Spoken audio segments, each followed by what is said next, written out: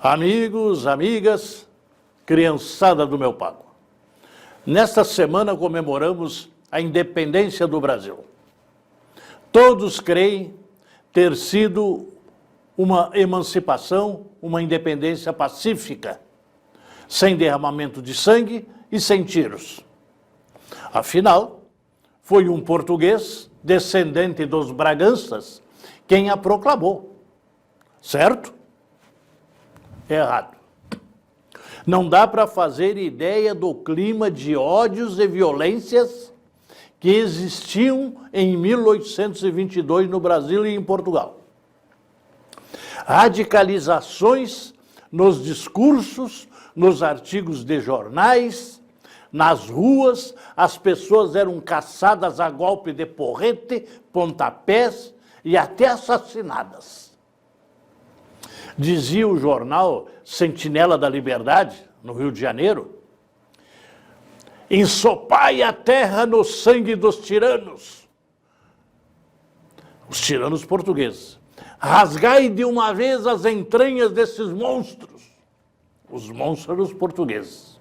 E por aí vai. Na semana do dia do Fico, bandos de portugueses cobriam as ruas do Rio de Janeiro, desafiando, provocando os brasileiros. Motins na Bahia repeliam os soldados do Império à pedrada. Nos cartórios de registro de nascimento, havia uma corrida para trocar os nomes portugueses das pessoas por denominações indígenas ou da natureza local. Horror até o nome de português das pessoas. Na Bahia, o advogado Francisco Gomes Brandão, passou a se chamar Francisco G. Acaiaba Montezuma. Tirou o nome português, Brandão, botou o nome dos Gs, uma tribo indígena, né? Os Gs tapuias, outra tribo indígena, Acaiaba, e o rei Montezuma. Né? Existe uma crença errada sobre a independência do Brasil com respeito ao caráter pacífico da negociação entre D. João VI e o seu filho, D. Pedro I. Errado também, não foi nada pacífico. Foi uma guerra longa e de desgaste. Durou 21 meses, a Guerra da Independência do Brasil. Entre fevereiro de 1822 a novembro de 1823. Nesse período, milhares de pessoas perderam a vida no Rio de Janeiro, na Bahia, no Piauí, em Pernambuco, em Minas Gerais. Muitas pessoas tombaram nos conflitos. Esse número de combatentes, dizem alguns historiadores, foi maior do que nos conflitos da libertação da América Espanhola, na Guerra da Libertação da América Espanhola. Em Belém do Pará, numa prisão improvisada, num navio abandonado no porto, morreram 256 pessoas sufocadas sob um sol escaldante no porão desse navio. Morreram asfixiados, sem água e sem comida.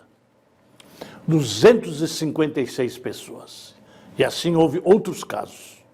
A ruptura entre o Brasil e Portugal começou no início de 1822, quando as cortes portuguesas declararam D. Pedro e seus ministros rebeldes e começaram os preparativos militares portugueses para atacar o Brasil.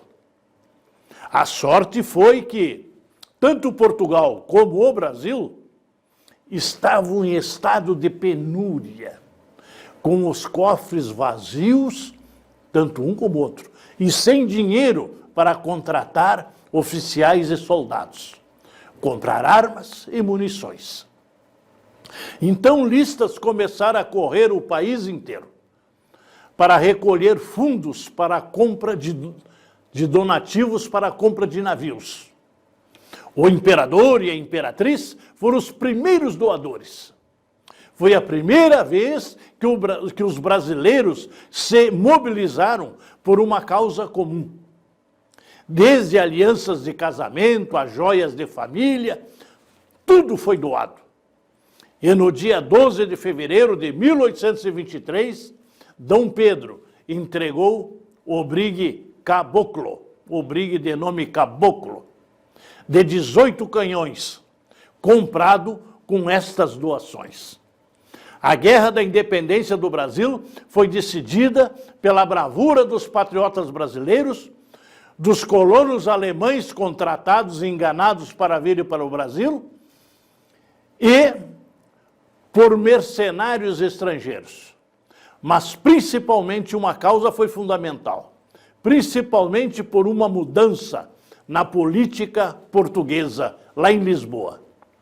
Em julho de 1823, as cortes institucionais portuguesas foram destituídas. Caiu as cortes portuguesas. E o rei Dom João VI voltava ao poder como monarca absoluto. E assim foi que, há 21 meses após o grito do Ipiranga, Dom Pedro, então lá montado numa mula-baia e premido por uma terrível diarreia, deu o grito de independência ou morte. Foi 21 anos depois, ou 21 meses depois, perdão, que Dom Pedro conseguiu o reconhecimento de fato e de direito da nossa independência. Até quarta, tia.